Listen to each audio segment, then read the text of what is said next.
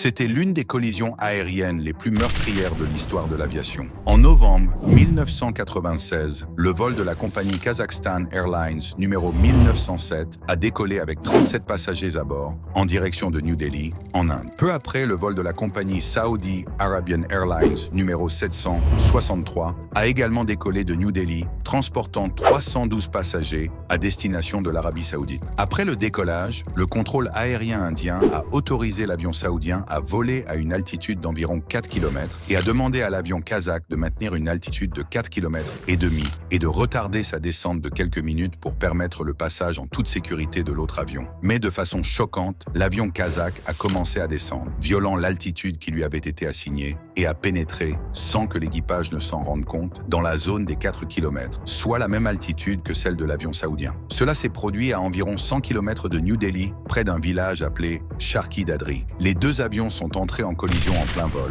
En quelques secondes, le ciel s'est littéralement déchiré. Et tous ceux qui se trouvaient à bord des deux avions, soit 349 personnes, ont perdu la vie dans l'une des catastrophes aériennes les plus tragiques de l'histoire. Lorsque les enquêtes ont commencé, les boîtes noires ont révélé que l'équipage kazakh ne maîtrisait pas suffisamment l'anglais, ce qui a conduit à un malentendu fatal. La faute ne revenait pas aux contrôleurs aériens indiens, mais bien aux pilotes kazakhs qui n'avaient pas respecté les consignes d'altitude.